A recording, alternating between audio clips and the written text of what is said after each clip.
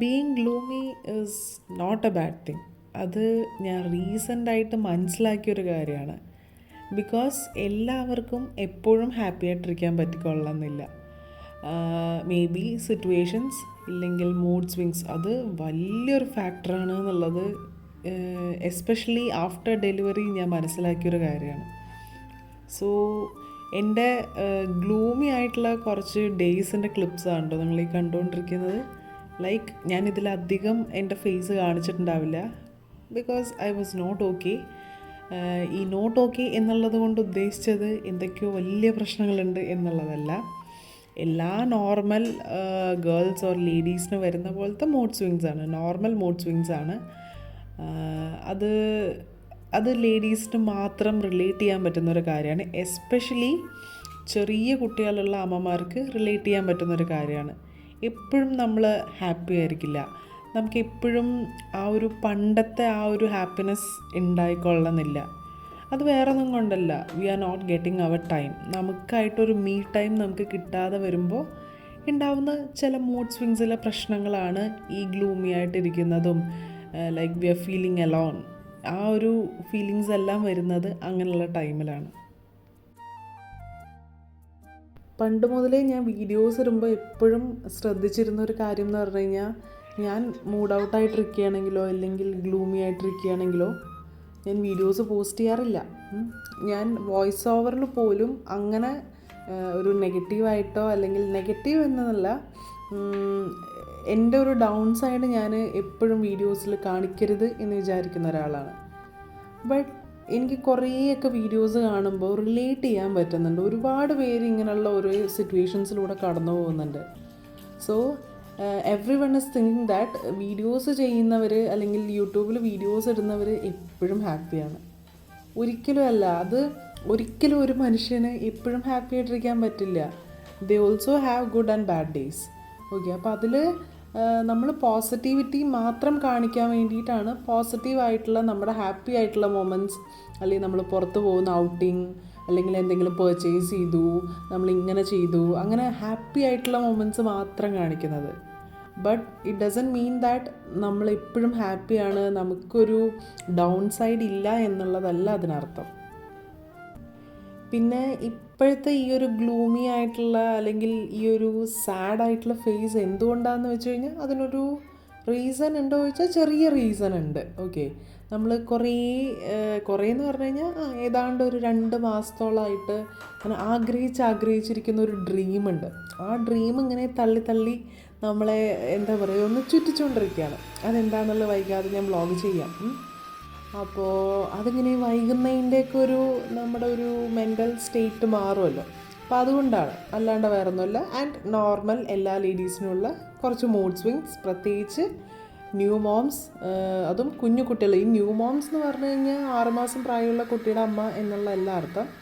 ഒരു സ്കൂളിൽ പോകുന്ന വരെ ഒരു കുഞ്ഞിനെ നോക്കി വീട്ടിലിരിക്കുന്ന ഏതൊരു അമ്മയായാലും വളരെ ബുദ്ധിമുട്ടാണ് ആ ഒരു സ്റ്റേജ് കടന്നു പോകാൻ.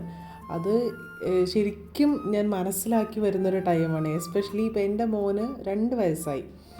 ഈ 2 വയസ്സുള്ളൊരു കുട്ടിയെ നോക്കുക എന്ന് പറയുന്നത് വളരെ സിമ്പിളാണെന്ന് വിചാരിക്കുന്ന ഒത്തിരി പേരുണ്ട്. പക്ഷെ ഒരിക്കലും അല്ല. അത് എക്സ്പീരിയൻസ് ചെയ്തവർ ഒരിക്കലും അത് പറയില്ല വളരെ സിമ്പിളാണ് എന്നുള്ളത്.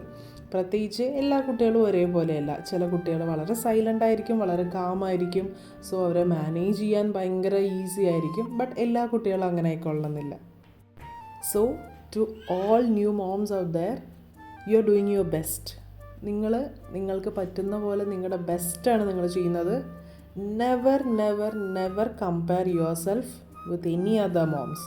അവർ പെർഫെക്റ്റായിട്ട് ചെയ്യുന്നു, അവർ നന്നായിട്ട് ചെയ്യുന്നു, എനിക്കിത് ചെയ്യാൻ പറ്റുന്നില്ല, ഞാൻ ഒരു നല്ല അമ്മയല്ലേ, ഈ തോട്ട്സിലൂടെ എല്ലാം ഞാൻ കടന്നു പോയതാണ്. ദാറ്റ്സ് വൈ ഞാനിത് എടുത്തു പറയാൻ കാരണം. ഒരിക്കലും കമ്പയർ ചെയ്യരുത്. ഒരിക്കലും വേറൊരു അമ്മയായിട്ടോ ഒരു ഫാമിലി ആയിട്ടോ നമ്മൾ നമ്മുടെ കാര്യങ്ങളെ കമ്പയർ ചെയ്യരുത്. Because their situation is not our situation. അവർക്ക് അവരുടെ കുഞ്ഞിനെ ഒരുപാട് നന്നായി നോക്കാൻ പറ്റുന്നു, നമുക്കത് പറ്റുന്നില്ലേ, ഞാൻ ഒരുപാട് സ്ട്രെസ്ഡ് ആയിട്ടിരിക്കുന്നു, ഇങ്ങനെയുള്ള ഫീലിങ്സിൻ്റെ ഒന്നും ആവശ്യമില്ല. Because you are doing your best. And to all the husbands എനിക്ക് പറയാനുള്ളൊരു കാര്യം, ലിസൺ ടു യുവർ പാർട്ട്ണർ. അത് വളരെ ഇമ്പോർട്ടൻ്റ് ആയിട്ടുള്ള കാര്യമാണ്. അവർ പോകുന്ന സിറ്റുവേഷൻ നിങ്ങൾക്ക് ഇമാജിൻ ചെയ്യാവുന്നതിലും അപ്പുറത്താണ്. So everyone should listen to your partner. അവർക്ക് എന്താണ് പറയാനുള്ള, അവരുടെ ഫീലിങ്സ് എന്താണ്, അവരുടെ മൂഡ് സ്വിങ്സ് ചേഞ്ച് ചെയ്തുകൊണ്ടേയിരിക്കും. Because I M experiencing that. അതുകൊണ്ടാണ് ഞാൻ ഇത്രയും കോൺഫിഡൻ്റ് ആയിട്ട് പറയുന്നത്. മൂഡ് സ്വിങ്സ് ചേഞ്ച് ചെയ്തുകൊണ്ടേയിരിക്കും. പെട്ടെന്നായിരിക്കും ഒരു സങ്കടം അവരുടെ മനസ്സിലേക്ക് കയറി വരിക. അയ്യോ, ഞാൻ ഒറ്റയ്ക്കാണോ, ഞാൻ കല്യാണത്തിന് മുമ്പ് എങ്ങനെയായിരുന്നു, ഞാൻ പ്രഗ്നൻസിക്ക് മുമ്പ് എങ്ങനെയായിരുന്നു, ഇതെല്ലാം ഇങ്ങനെയുള്ള ചിന്തകളെല്ലാം മനസ്സിൽ വരും. അപ്പോൾ ആ മനസ്സിൽ വരുന്ന സമയത്ത് അവരുടെ ഒരു തോട്ട് എന്ന് പറയുന്നത്, ഞാൻ ഒറ്റയ്ക്കായിപ്പോയോ, എനിക്കിപ്പോൾ ഒന്നും ചെയ്യാൻ പറ്റുന്നില്ല. ഒരു ചെറിയ ഒരു ഇഗ്നോറൻസ് പോലും അവരുടെ മൈൻഡിനെ വല്ലാതെ എഫക്റ്റ് ചെയ്യും. അത് എസ്പെഷ്യലി വർക്ക് ചെയ്തുകൊണ്ടിരുന്ന വുമൻസ് ആണെന്നുണ്ടെങ്കിൽ അവർ ആഫ്റ്റർ ഡെലിവറി വർക്ക് ചെയ്യാതെ വീട്ടിലിരിക്കുന്ന സമയത്ത് അത് അവർക്ക് വല്ലാതെ എഫക്റ്റ് ചെയ്യും.